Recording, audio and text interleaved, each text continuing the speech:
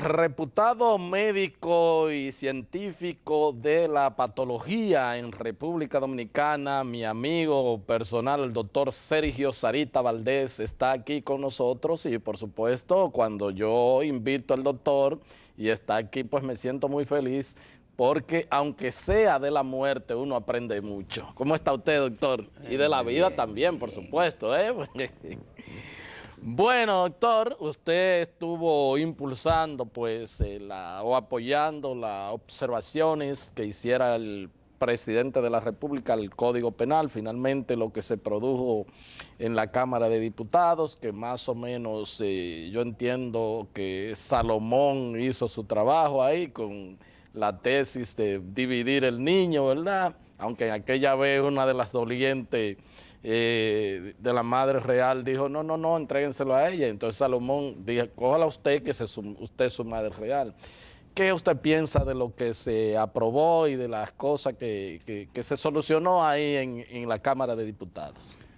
Pienso que no hay nada más enriquecedor y educativo que el debate democrático.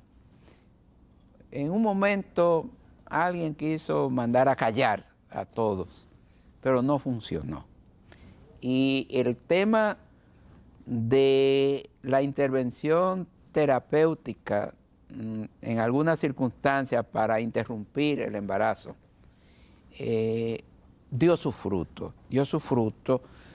Se educó bastante la población, se llevó conciencia a muchos sectores que antes no entendían el problema y tenían el tabú del aborto, que es un término muy abarcador, porque la palabra aborto se entiende, y mucha gente antes lo analizaba de esa manera, que era el aborto criminal.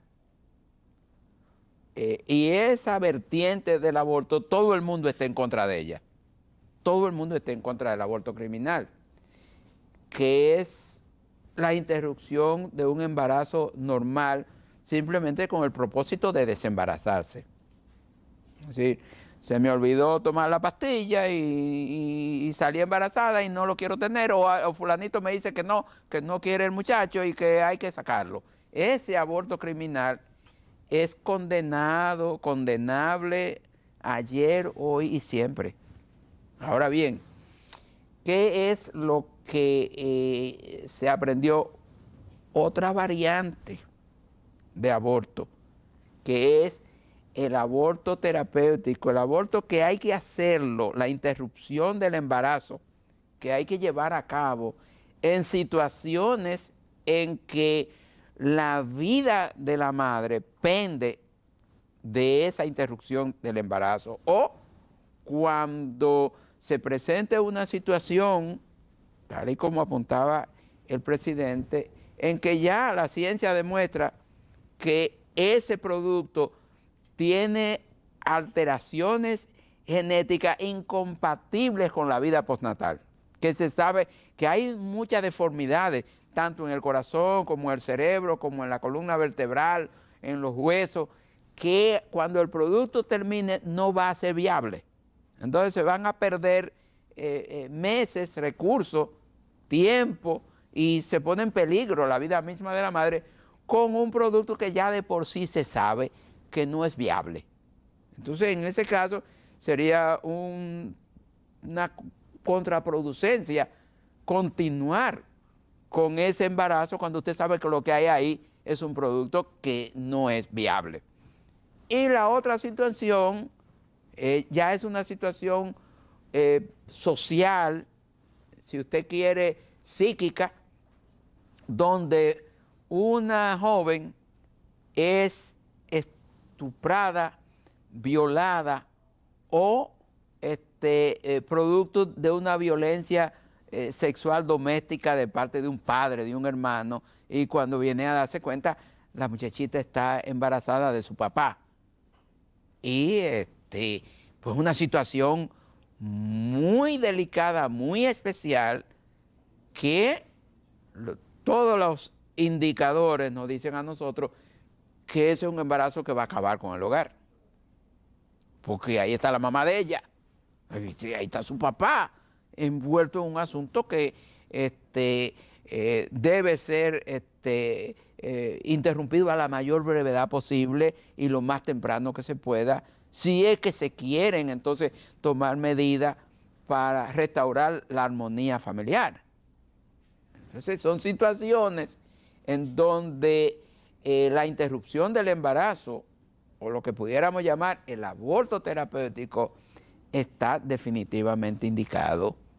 Y eso la población en su gran mayoría lo asimiló, y fue tanto lo que aprendió, lo que se educó, que yo vi personas dentro de la misma feligresía de las iglesias discutiendo con sus ministros, discutiendo con sus superiores el razonamiento de que ahí era un asunto de salud.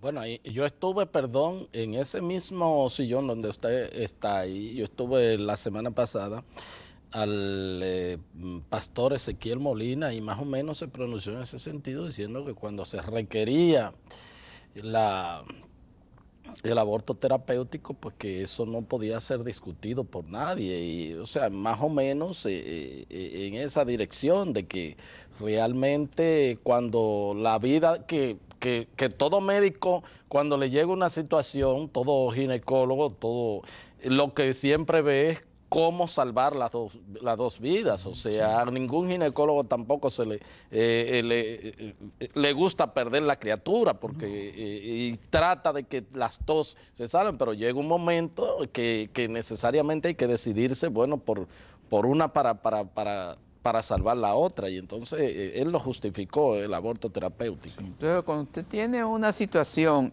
en donde continuar el embarazo es condenar a muerte la madre, usted tiene que sopesar esa situación, exponerla lógicamente. Con el tiempo cambian las concepciones y cambian los enfoques. Antes el médico tenía una autoridad completa y él era quien decidía. Pero luego cambió esa dinámica y ahora el paciente se pone en el centro de la diana y se le dan opciones, se le explica al paciente y sus familiares más cercanos lo que hay en la situación desde el punto de vista médico, y ellos al fin y al cabo son los que deciden, ¿eh? Ningún médico puede decidir por un paciente y sus familiares. El médico es un actor que va a funcionar siempre y cuando obtenga el visto bueno, el ok de paciente y familiares. Si el paciente está grave, en este caso el próximo, si es el esposo, si son los padres, quien sea que esté en representación más cercana, familiar, en caso que el paciente esté inconsciente, no pueda hablar, pero alguien tiene que decidir. Antes no, antes el médico decidía qué hacer y después ya averiguamos. Hoy día ya no. En el centro, como dije, de la diana de decisión está el paciente o la paciente en esta situación.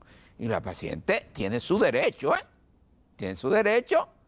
Y ahí es donde yo creo que el Estado, como ente regulador, que quiere que la sociedad camine, no puede irse con un sesgo, porque hay muchos credos, hay muchas religiones, usted tiene, incluso eso que llamamos cristianismo, es mejor llamarlo judeo-cristianismo, porque el cristianismo es el contenido del Nuevo Testamento, pero el Viejo Testamento está antes de Cristo, y ese es el que los judíos siguen, porque en el Viejo Testamento es que está la creencia de que venía un Mesías. Entonces los cristianos obvian, digamos, ese Viejo Testamento, y los judíos niegan ese Nuevo Testamento, se quedan con el Viejo Testamento, pero la Biblia lo incluye los dos.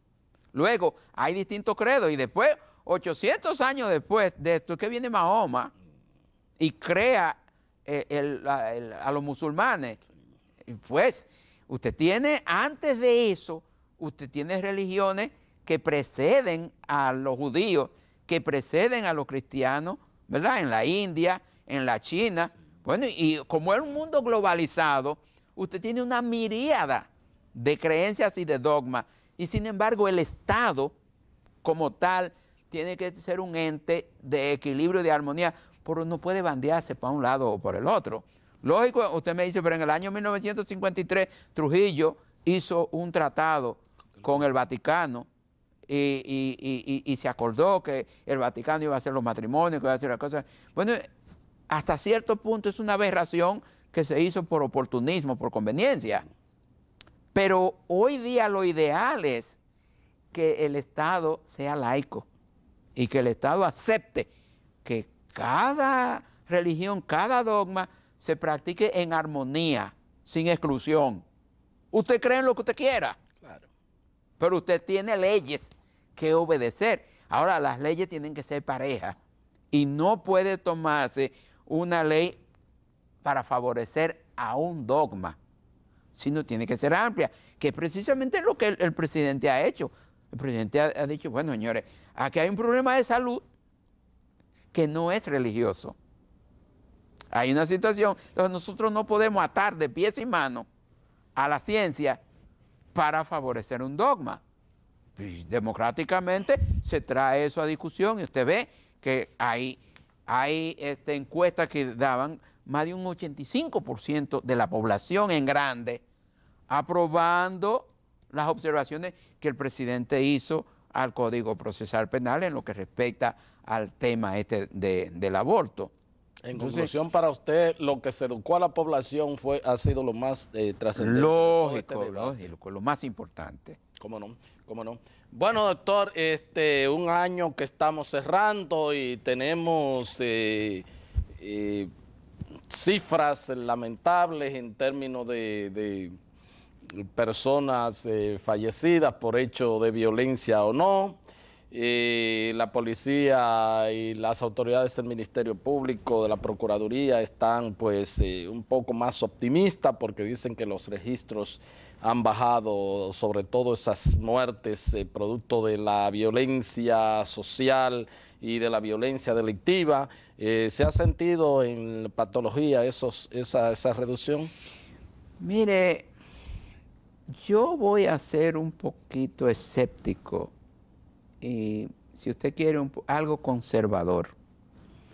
Para mí, lo ideal es que las muertes evitables se eviten en 100%. O sea, que nosotros tengamos una mortalidad por accidente, una mortalidad por homicidio y por suicidio cero. Uno solo que se muera a mí me preocupa. Ahora, ¿cuál es la tradición nuestra?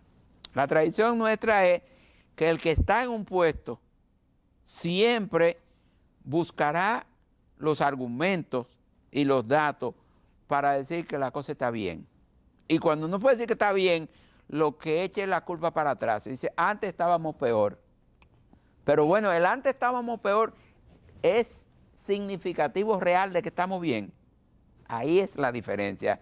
Yo pienso que hay mucho espacio para mejoría y que no podemos conformarnos con la mortalidad y la morbilidad que tenemos nosotros hoy día por muertes accidentales, por homicidio, por suicidio y muertes naturales evitables, entre ellas muertes maternas y muertes infantiles.